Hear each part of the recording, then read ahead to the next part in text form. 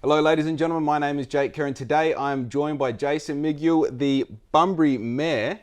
Round of applause from everyone. You can hear him going ballistic. Jack, thanks for having me, mate. Pleasure to be here in the studio. Yeah, done a great job. Thank you. It's very exciting to have you here, I must admit. When I sent you the message, I didn't anticipate the response that I got because you were just like, yes, straight away, of course. Mate, always happy to help people what they're looking to trying to do, and you're trying to build a bit of a setup here, so happy to get around it. And when you said you want to come on and talk about Bunbury, mate, more than happy to. I love talking about Bunbury, and it's a great place. Dude, this is the thing. I feel like everyone, because I'm 30 in December, you're 31? 31, mate. Yeah. Right. So you'd probably relate to this thing that everyone feels like they have to leave. Yeah, well, look, I did it. I'm one of those people who finished school and you go, I want to get out of here. And it wasn't so much getting out of here. It's just when you leave school, live with your parents, you want to go do something else. So I moved to Perth, but I was still playing cricket down here, so coming back every weekend. Yeah. Perth wasn't for me.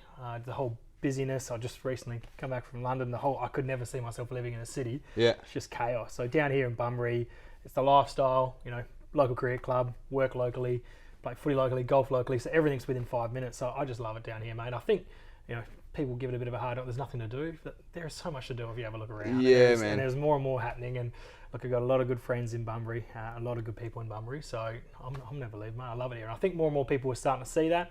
There's always that stigma around. You said that for sure, that people just want to leave, want to get out of here. But we're changing that. And I think there's a lot of good things happening. I think the leave the nest sort of mentality is very common. But it's interesting the amount of people who do, and I'm no better. I did the exact same thing. I lived in overseas and over east and stuff for bits and pieces, and then you always end up coming back. Yeah, that's the thing. Yeah, exactly. And that's good. And always encourage. Even when coaching some of the young blokes or talking to some of the young guys at cricket and then talking about doing this, I'd still encourage everybody to get out and have a look around and live somewhere else and explore, go traveling, do what you need to do. It's important. Definitely. You live your whole life in one spot. You're probably going to go, this isn't, you don't get out there. But at the end of the day, I've done that now. I've loved that part of life, but I don't ever see myself leaving Bunbury. It's perfect for me here. Family's here, friends are here. This is where I'm staying. I think one thing you realise from travelling, especially if you go around the world, it is perfect here. It's everything we need. It's got the country town feel to it, where everybody knows each other. Sometimes that's a bad thing because you end up saying something and somebody else knows such and such. But that dynamic, if you need a hand, you ring someone up, they'll come help you. Yeah. It's good, but it's big enough for a city where you've still got the things we need. We've got some cool pubs, we've got plenty of restaurant opportunities, or that kind of thing. So you can do what you would need to do, but it's that small country town in a city feel. Yeah, there's definitely that. I've always explained it when people ask what Bunbury's like, I'm like, it's small enough to know everyone, but somehow big enough to walk down the street and people treat you like they don't know you. Yep. You know? Sometimes I do it on purpose, mate. Yeah. Maybe that's a BLXCK INK thing. No, I certainly get that as well, mate. But no, as I said, mate, I love it, and it's gone from strength to strength. And look, it's just there's so many good things happening. Bunbury's got pretty cool in the past 2 years. I feel just with that jetty extension on Jetty Road, I feel like just the road's getting nicer just recently. You know? Well, we can do what we can do, and I think you look at some of the young people who are investing money in here, and I know we were just talking about Last Slice earlier, and they're down there and spent some money on the bar. Yeah. Good friends of mine, which helps a bit, so a bit of a plug for them, of course, mate. Yeah. But they've spent significant amount of money getting that place up, Brooklyn across the road. Things like Lost Bills, that there are, at least seems like younger people here, people like yourself as well, getting into business and trying some new things, which just makes that vibe a bit more interesting to be around the place rather than just being old school businesses. This is what we do and off you go. I think we're a little bit, we've got the advantage because we can go to Melbourne and see things that are working and bring them back to Bunbury and people have their mind blown because, we don't it's not that we don't have culture, I just think we have delayed culture. Mate, old WA time, That's right. And other kind of things, and we get a lot of flack around that for being behind the rest of the world. But sometimes it's not the worst thing because you're exactly right. You go look at what has happened elsewhere in the world and make decisions on that. And I think that's what you always got to do is you got the opportunity to see what's happening and then go, well, that works, do this or do that. And COVID showed that as well. We're a long way behind in COVID compared to Europe or America and other developed countries where we, a lot of people got a lot of slack with the lockdowns, but we were so lucky that we were able to probably set up where we are and do what we can, and being so isolated helps. Yeah. But we're able to look at what else has happened around the world and say, well, that works, let's do it, or this doesn't work, let's do that. Let's avoid it. Yeah. So I think we are lucky in some ways. You don't always need to be in front of the curve. You don't reinvent the wheel. You take what works and make some slight adjustments, and away you go. 100%. You're saying there are a lot of young people getting into business, and I think what we're seeing is like, not weird expression, but we're just seeing different expression. There's something about Bunbury individuals that are like, a good example is Giuseppe. I don't know if you know Giuseppe, does all the murals around town. Yeah, he works with Joe Day, yeah. Amazing, yeah. You know, and like a product of Bunbury. And like not floating my own boat, but I really try and push like, you know, my image as much as I can, whatever that is. I'm figuring out along the way. But it's like when I objectively stand back and look at that, it's like, that's got a weird taste of Bunbury in it. Yeah. You know? I think Bunbury's got a really cool nature of like producing these kids who want to make cool stuff and do cool things. No, it is.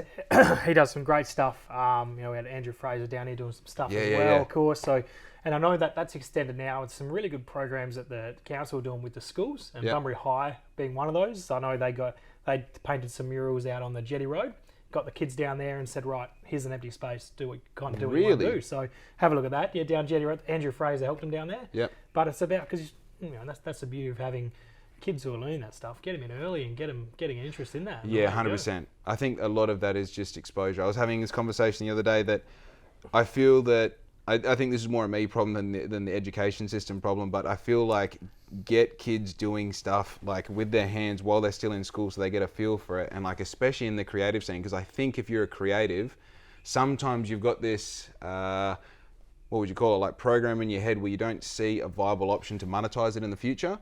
No, absolutely, mate. Yeah, and I mean, I was a BCC boy student, so slightly different aspect. But I've got to give a plug for Bunbury High because I've been up there in recent times, and they are so good at doing that. And their creative industry is amazing. They've got some great partnerships with ECU, and they've got some great partnerships with industry where, because you know, not everybody's going to go to university and get them into that state, and they're doing some really, really good things. Mike Snagger, their principal there, mate, he's doing some amazing things. So I think that's what you're exactly right. Trying to get kids who might not be studying or going to university, well, what do they want to do, and let them try some stuff, and off they go. And they've been working closely with ECU and their WAPA program, creative arts, and there are some. And that's never been my area. Creative arts is my certainly lowest skill. But I'm starting to appreciate. I have to appreciate it now. I've got a lot of these things, but mate, seeing what some people can do and what they're able to do, we got to celebrate that for sure. Yeah, I actually didn't realise. I'm very familiar with Jetty Road because I'm part of a, like, what are they called? Social Bunbury skating, I think we're called. Yep. And we meet down there twice a week at Jetty Road and just skate up and down on rollerblades and roller skates. It's awesome. We're starting to get a really good turnout. So I'm very familiar with that art, and it's bloody mind-blowing to think it's students. Yeah. On the right there, mate, it's an old water station or whatever it is. Yeah. Up there. So it was, I think it was just orange at one stage, and they got in there and painted up, and it looks good. You can see it from the other side of Kambana, and we're looking at projects. Whenever we got an opportunity around that, we'll say, what can we do with this? So. Tell me, I don't know. I don't even know if I'm meant to know this. That area near Berth 1, near the Landback Wharf there, that car park in there, is that meant to be something super cool in the future, or is that just going to be... Look, it's so that's all owned by the state government, so they're now doing that stage 3, I think it is, of the waterfront, redoing the rest of the road out there. And the future plans is what do we do with that area out there. So currently, they're redoing. The first step is redoing the boat ramp out there. It was too steep. A lot of the boats that were coming in were having problems, so they're going to redo that boat ramp and actually put some facilities out there, toilet block and whatnot. And then you've got the old sheds; they're all out there as well. So they're currently deciding, well, what do we do with this space out here? Are we pulling these sheds down and looking at development opportunities? I think some of the suggestions have been, well, do we leave one of these sheds, and that could be a really good area for, you know, big outdoor showcase area. So cool. Number of things. The state government are running all that project, but they're always looking for feedback. So, but yeah, right now the work's out there of that boat ramp, which hopefully, I'm not sure if we'll be ready for summer or not, but that'll obviously try and take some pressure off the one in the inner harbour, not in the inner harbour, in the inlet, which gets a lot of traffic going through. Yeah, it's crazy how many boats. You sit there at like 8:30 on a Saturday morning or 5:30 on a Saturday morning. It's nuts. Yeah, well, and that area is going to be so busy in summer now with the splash park going on there. So ideally, we get a lot of those boats out to take the pressure off, and away you go. And hopefully, I could see it. It may be wrong, but the vision would be that the inner harbour becomes more of a recreational use, and your boats are all going out through the outer harbour, so you can have your rowing and paddle boarding, whatever you need to do through the inlet, and your boats can all go out to the outer harbour. Makes the most sense. That going back a conversation, keeping one of those sheds makes sense because, like, obviously Bunbury is based around being a town that has a port, and so much of our income or import and export was primarily there to begin with.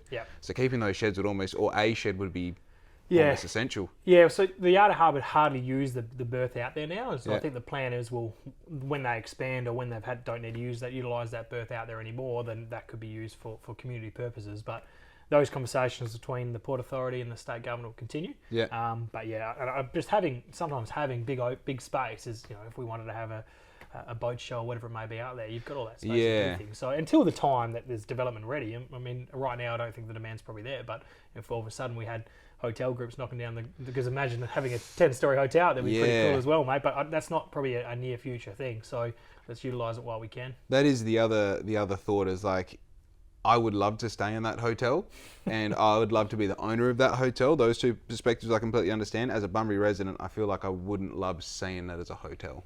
Yeah, well, it's not in the plans yet, mate. Yeah, it's a future conversation, isn't it? Yeah, I think so. That's what they're trying to get the feedback on anyway, and what's going to be the use out there. And as I said, that'll work through the process as it does. I know one thing's for sure. Come an event or something going on in Bunbury. Actually, just like a warm weekend night, you can't get a room at any hotel in Bunbury at the moment. It's crazy. Yeah, it is. There has been a little bit of interest, been a few discussions at the moment with a couple of hotel groups who are looking at a couple of sites. So really hoping we can sort of develop those and push those along, because it is crazy. And well, not unfortunately, it's great for the local industry that a lot of the hotel rooms are being taken up by trades and That's work. right. So a lot of work's going on. Which makes it, and whenever there's an event, I can always guarantee all of summer you'll be at 99% capacity. Oh, I'm going to Airbnb this back room for sure. Mate, I'll rent it out. Mate. I can feel like 35 people in here. From the sounds of what you're telling me earlier, we probably had 35 people here at one stage. Oh, dude, in the past month there's been more than 35 people here. Yeah, no, so it's great for the local industry at the moment, but certainly creating that, hopefully that creates the demand for someone to come in and spend some money here. Yeah, definitely.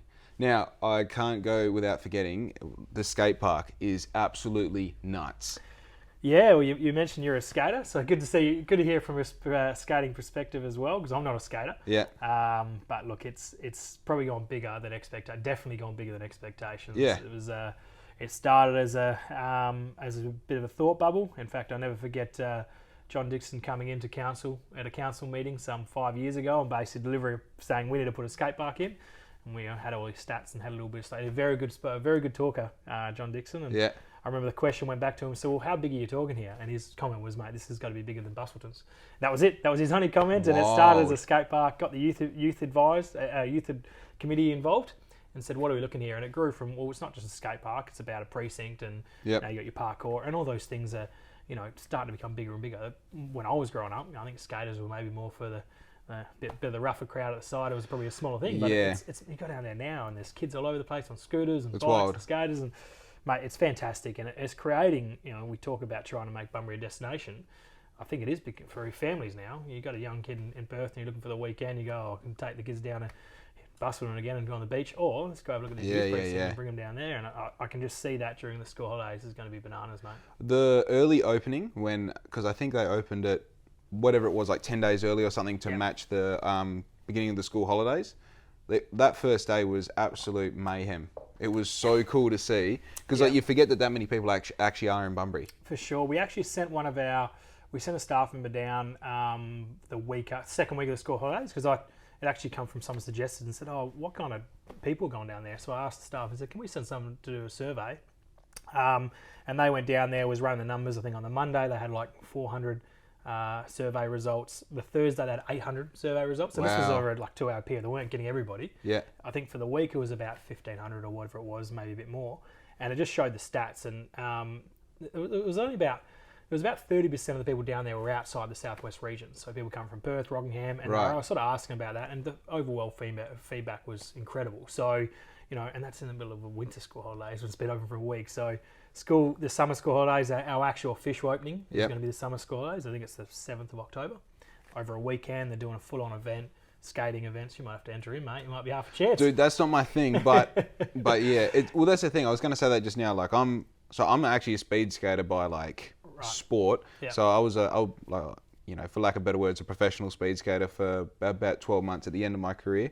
So I'm very just flat track sort of stuff, but we always make a thing at the end of the skate. We'll go check out the skate park, and if anyone's confident, they jump on there as well.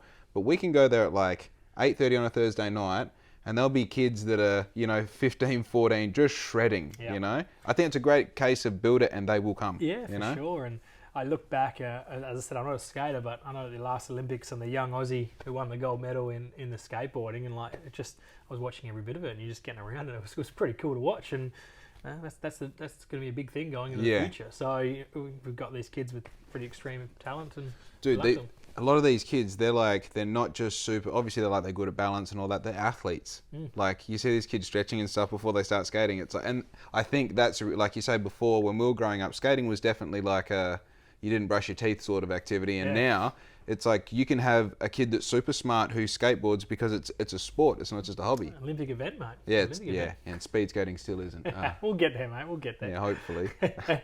No, it's great. As I said, the opening weekend is going to be absolute bananas. So looking forward to that. And I know during school holidays and during summer, the team will plan all kinds of events down there, and it'll go off. You feel like you are as excited about that as what I get about things in my business. Well, it's good to see because as we said earlier, we cop some flack about things that aren't happening or people that are not happening here. So I don't think we celebrate our successes enough, and we should be saying, how good is this? It's just great. So I just love to, it's easy to get excited about it because it's a good thing, and we're not just trying to, it's just it's the same thing. You go past there any stage, you see it packed out, and you just think to yourself, well, that was a good decision. I don't even know when we made the decision back 4 years ago, we started the process. We got a few knockers. It was mainly positive, but it was quite a few people weren't happy with the location, so that's the worst location you could pick. It can be used for this or that. Got a lot of people knockers about the cost and what's going to happen, the antisocial behaviour. So, it's good to see now. And a lot of them have spoken to me now and said, look, I'm going to tell you, Jaysen, we didn't think it was a good decision at this time, but we're really we're so glad it's happened. So unreal. I guess sometimes you just, you have a crack and get on and do something and see how it comes out. And you've got to, if you don't do anything, well, and I think that was my moving point, because you're not wrong, that is prime real estate and it would be ideal for some development in there, but the place has been vacant for 50 years, so also let's get on and do something with it. Skating next to the water, are you kidding me? Yeah, that's Scarborough vibes, that's Venice Beach vibes. You know, you got your entry statement into Bunbury now, Kambana Drive, Kambana on the right, the work's going on at Discovery Parks. Hopefully when the state government keep moving, they'll do some stuff out there at the Mangrove Cove. It's a pretty cool entry statement to Bunbury. So if you're coming here for the first time, you're like, this is not bad. The Norfolk Pines going past your car as you're driving in. It's so beautiful. It's good, isn't it? I still get that feeling. Like you want a fun feeling. It's as the sun's coming up, driving down Kambana Drive into the city. I love that. Yeah, it's good. Smell of the wood chips and stuff. Dude, that's what's up. Yeah, no, it's really good. So, mate, it's great. How did you end up doing this? Getting into there? Yeah. It's been a bit of a journey now. As I said, I left school, went to Perth, did some studies in Perth as accounting. I moved back, no really idea what I wanted to do. Yep. Was actually working at Vodafone, selling phones there for a while. Did that for about a year.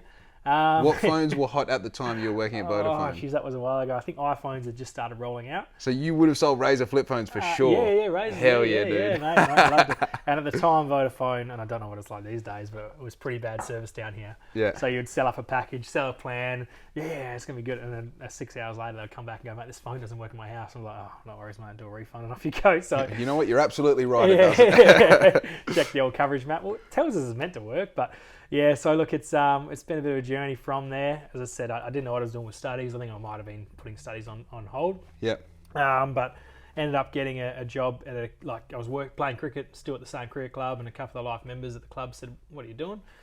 They said, "Well, you're studying accounting, weren't you? Why don't you come down and do some work for us?" So work for Eastman & Co., who I'm still with. Yep. Working 1 or 2 days a week now and doing a lot of this stuff. But yeah, that was the journey. And then as that kicked off, I got involved in our cricket club, become president down at Colts Cricket Club. Right. And we were doing some work at the club. And I remember my cousin was on council at the time. And he sort of said, come along to a couple of council meetings. We were doing a few renovations at the club as well, which we technically shouldn't have done. We just put some retaining walls on and all this kind of stuff. Right. The council come down and said, you can't do this. So I had no idea. For forgiveness I rather than... I had no idea what local government even was. I had no interest in politics. I was just going about my stuff. And so my cousin was on council and he came and said, come have a look at what's going on here. When we go to a couple of meetings and he said, there's an election come up, you should get involved. At the time, it's a bit of a different scenario now, but at the time, so my cousin was 23 and the next youngest elected member would have been probably 60. Naturally. So it was a very, very different dynamic. So I put my hand up to run for council, got elected. That was 8 years ago. Very naive. Like I just remember the first council meeting and you're talking about these different planning schemes and R codes and I was no idea what this stuff was. Yeah. But I really enjoyed it. Really enjoyed trying to have a say on what I thought was a good idea or a bad idea at the time. whether people listen or not, didn't matter. We vote on things, and I really actually started to enjoy that democracy part of thing and having a discussion and going, well, I think this is the voice, or this might be the view. So I was on council for 4 years, got re-elected. You serve a 4-year term as elected member, so I got re-elected 4 years later, and at the time council was probably a little bit divided from a political sense. It's non-political, local government most of the time, but there was a candidate running for the deputy mayor role and two candidates running for deputy mayor, both sides of politics. Okay. So and there was so council elects their own deputy mayor, so 13 elected members. I think I was probably going to be the swing vote on the deputy mayor vote, and then a couple of elected members said, actually, Jay should make a really good deputy mayor, and someone nominated me and got elected as deputy 4 years ago. So served under Gary, the previous mayor last time, and Gary was incredibly knowledgeable in local government, had been a previous CEO. So working with him pretty closely was very, very good. He knew everything about local government effectively. So great to work with him for 4 years, and the whole time, halfway through that term, he made it very clear he wasn't rerunning, and he was indicating a few times that you should have a crack, Jayce. Obviously was doing more and more accounting at this work, so got to about where we're at now, probably 18 months ago when election time was getting nearer, and sort of had to make a decision. Do I carry on doing more accounting work, or do I take this role? So, and I remember driving around. I was in Alice Springs actually. I got a good friend out there in Alice, and I was driving around in a van with my missus, and we were talking about what we're going to do. And I said, well, now's probably as good as ever. And I, at the time, agreed that there was a lot happening with Bunbury. Yep. Now's a good time to try and get involved and have a run. So, nominated for the mayor role and got elected in a fairly close election. Wow. That position where you're like, do I keep accounting or do I go for the mayor position is bizarre. I feel like if you're having that conversation with yourself, you have to go for the bizarre option. Well, I think as a few people, I spoke to a lot of people encouraged. Some people said, look, you can always come back to local government and do this later on. That's what a lot of people do when they're retired, maybe get a mayoral role and do this or do that. But, as I said, what a great opportunity now. I've had 4 years of experience, a lot happening, a good time to be part of something. Yeah. Let's have a crack. So it's also the back end of COVID. Yeah, well, that's maybe a good thing, really. It should be ticking off. So, look, I just think at the end of the day, I'm very glad I did it. It's been great, and I still am doing some accounting work anyway. I didn't want to just walk away from all the clients I've had for 10 years, so it's keeping me very busy at this stage. But I was surprised when I found out that you had work that you're doing outside of that, because, I know this takes every minute of every day. So I'd assume that being the mayor would be a... Yeah, you're very busy, especially this time of year, tax time, mate. A lot of people, for those who are chasing your tax returns at the moment, I'll get there in a moment. But, I've got to do an interview first. So. If you're a new customer, don't come to me. Yeah. We've now got a couple more accountants in the firm now anyway, so a bit of handballing going on as well. Yeah. But, look, I think, and a few people will say, you must be so busy, but, we're pretty young now anyway, so I'd much rather just crunch out work and do some work while I can. I still live a pretty good lifestyle as well when I can. And a lot of the mayoral duties is going to different events anyway, which is, you're still getting that social aspect in your life and doing some things don't really want to go, but you go along and look, it's all good fun. How interesting. So what's the gap between your age and the next youngest mayor that we've had? In Bunbury? Yeah. I imagine a fair bit, mate. I can't think of any mayor who would be younger than 50 odd, but you'd have to go back sometimes. That's such a powerful thing. Like, I feel like just having, obviously there's a lot of perspective that comes with age. I think there's a shitload of perspective that comes with not having the experience of age, I think you're not burdened by, this hasn't worked in the past, or I don't agree with this because of the things I've seen. When you're young, you're like, let's build a bigger skate park. Yeah, for sure, mate. And I think I see it as an advantage and disadvantage, exactly what you said. And I think even ticking along, a disadvantage is not maybe having the life experience, but then the advantage is going, well, just because it hasn't worked, let's crack it, let's have a go. So I think it's a good opportunity, and I tell it. So I think I'm still naive enough, or at least patient enough to go, well, I'm happy to listen to all opinions. I'd never put my head up and say, well, I know this is the right way to do things. I'm happy to go, what do we think there? Let's listen to it all and make a decision, and let's go with that. So, which is pretty important. I think you need to do that in the role. You've got to talk to people who've been through it.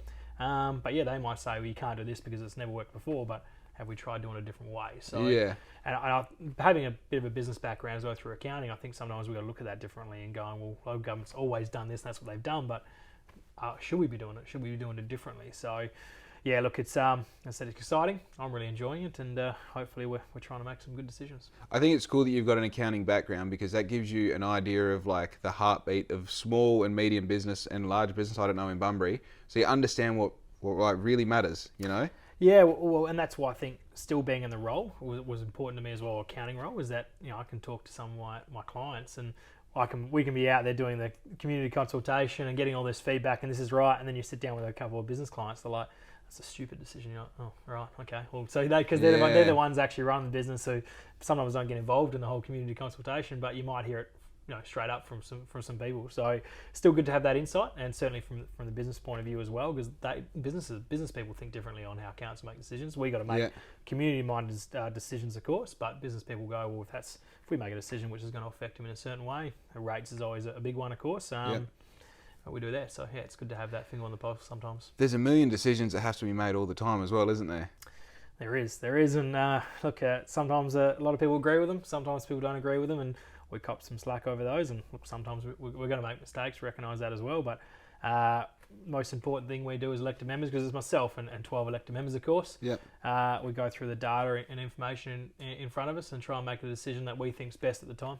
So I can look back on some of the things we've done and said, well, now in hindsight, maybe we couldn't do that or shouldn't have done this, but look, we do what we can at the time, and I think it's a very good group of elected members we've got right now. It's a wide range, some retired, some still working, some with some local government background, some without. It's a very good mix. Do you have a good representation of youth in local government at the moment, do you think? It's certainly getting better. There's a couple at the moment that there's a bit of a mix. There's certainly no young. I think just trying to think of the youngest at the moment. I'd be the youngest member on the council, so it'd be nice that we got a really good youth advisory committee. You were on the youth advisory committee. I wasn't on the youth advisory committee. I was when I was on council. I was on there as a elected member just to help with some guidance. Okay. No, we got a great yak, call himself, youth advisory committee at the moment. An incredible youth mayor, Michaela. So I've been trying to encourage to get them more and more involved in what we're doing. So in fact, they got a meeting. Wednesday. Yeah, they got a meeting this afternoon about they're making some recommendations about the youth precinct, the building there, the public building, about what that future looks like. That. What is the plan for that building? Well, that's what the youth advisory are going to recommend. It's a question mark at the moment. Yeah, we've sort of asked them to go away and do some work with us and make a recommendation back to council. So trying to give them more and more influence on what we do, rather than us saying, "Oh, it'd be really good if we put this there." Well, these are the guys who are down here all the time. Let's see what they think. So they've done some work. They'll make sort of some recommendations, and I think they've asked to see the recommendation tonight is asked the CEO to do a sustainability report on what they've asked for, because I think a few of the things they've asked for are fantastic, but might be pretty costly. So we've got to work through and go, well, happy to do this, but what else can we do? And it says at the end of the day, we've got to make that place great. So if it costs a few bob, we'll figure it out. So say before I get to this question, actually, how did you do like in school, like high school? I actually loved school, to be honest. It was I had a great time. I'm very lucky. I went to school with a lot of good people, and I didn't care so much for school. I just sort of went through the motions a bit. I scored quite well, but I wasn't a studier, and I didn't do that. I was always maths. Always picked up maths pretty well. Interesting, which probably led to my career. So very lucky in that world. But I like school for the social thing more than anything. So, scored. Did my TEA and got into university there. So scored pretty well at school. But as I said, it was more from a social thing, and I just enjoyed it. So you kind of sometimes do better when you're enjoying stuff. So. Yeah, for sure. I think it just comes. You hit more of a flow state when you're like, it's not that I love doing the work, but I don't mind the people I'm doing it with. So I'll do the work. You know. Yeah, absolutely. So yeah, but in terms of like studying now, I know when you finish your accounting degree, you can go on and do the further qualifications that you can do, but. I've got no interest in going back and doing any further studies, to be honest. I'm at that stage now where I said, I don't want to do anything. Someone said, you can do this, and do an MBA or do this. I said, mate, I don't want to do that anymore. I've done my studies. Like, I just do some stuff that I want to do and learn about things you want to learn about, rather than having to go get another piece of paper which says you can do this or can't do that. Yeah, that's crazy, hey. Yeah. So I think the whole dynamics changed too. When I was at school, everybody was basically forced into you've got to get TEA, you've got to score well, because if you don't miss this, but I believe that dynamics changed a bit now. You've got so many pathways, and mate, you don't know what you want to do when you're 16 or 17 years old. So why do you put so much pressure on yourselves to get a good mark or do this and then say I've got to do that? Like, mate, some of the most interesting people I know are still changing their careers and still changing their studies. This is the thing. Like what I was saying before, I feel like I wasted probably 8 years trying to fit into the normal system when I realized, like, oh, you're just a creative person. Stop trying to like have this 9-to-5 job. That just go figure out how to monetize creativity. And like now, I hear of a younger brother of a mate of mine telling me about some of the stuff he gets to do with like just creative stuff, like digital, just digital stuff basically. Yeah. If I had that, I'd be a millionaire by now. It'd all be over. You know what I mean? You're born too early, mate. It's ridiculous. So say a young person is, maybe they're just doing average at school, but obviously that's probably, my point is, how do they get into a position where they can actually have a say in what's going on in Bunbury, even if they don't feel like they're the most academically... Mate, academics got nothing about it, mate. You just say, well, for the local government role, if you're interested in the place, certainly the Youth Advisory Committee, if you're still at school, even if you're a young person and anybody, I would encourage to get involved in local government. We have elections every 2 years. So October will be the next one, not this one, next year. But yeah, mate, and you don't have to be a super intelligent person or an academic person, because, as you've mentioned, local government probably has missed the creative arts side of things for a long time, because we haven't had that representation where we need that. We should have people on there. Some are super smart. You've got to have the smart people, of course. They're the ones who might be able to help you, but they'll think in a certain way, and that's why I try and encourage our elected members to have, this person is very well known in this area or that area, and if they're making a point on a particular item, well, this person knows what they're talking about. Let's hear them from there. So you need to have that rep, and then hopefully your elected members also taken on board about, well, this person's clearly that creative industry person. Let's listen to them. So it's I'd encourage as many people to get involved as they can, because in the end of the day, if you're interested in your city, you should be. Yeah, and that's the thing. I think maybe there's a little bit of like that stigma we're talking about. I feel like, I don't know. My finger isn't quite on the pulse like it used to be, because obviously I'm getting older, and for every year you get away from being a teenager, you realize like you're actually gaining 2 years or 3 years somehow. Yeah. But with that said, I think the idea of Bunbury being a cool place, like these kids are having their teenage years in a place that looks awesome, and there's stuff happening all the time. So I think that real like love for Bunbury is going to be tied into the culture a lot more as time goes on. I hope so, mate. So there's always going to be that thing, you leave school, you want to get out of home, but yeah, hopefully now people might get out of home, stay in Bunbury, and they're happy to stay here and stay in Bunbury, or go to Perth or whatever it may be. Or the other aspect is, we become a destination where maybe kids in Perth who are going to get away from home, get out of the nest, and might move to Bunbury. So, or country kids as well. ECU are doing some pretty cool things, and it's been a bit of, I wouldn't say criticism, but a big push recently. We need to have a bigger university offer more stuff, but I think ECU are doing some incredible things out there, and their nursing school is so well considered and so well, reputable. So interesting. Okay. Let's start focusing on what's important to us and go, well, that's all right. We can drag people in and go, I want to go to ECU because it's, the greatest nursing school in the Southwest or in Australia or whatever it may be, and expand that way. So, have a niche market which brings people in, or have the creative industries and say, well, let's bring people in who want to get out of the city and have that lifestyle living out here, right here on your doorstep. So interesting. And COVID, speaking about COVID earlier, I think that's been good for it. There's been a lot of people, my brother's a few years older than me, at that age group, who probably either come back to Bunbury during COVID, to be with family, or uncertain about where they are in the world, where they're overseas, and then they recognise that, hang on, you can actually work from home here, or I can work for an industry here, or I just find a job here and this is all right. So I think COVID's been good in that way, because you come back to a lifestyle. You can still work the high-profile jobs around the world, but live basically a metre from the beach and at a pretty also, good price, mate. You can make some serious money in this town with not a lot of experience or what's the word?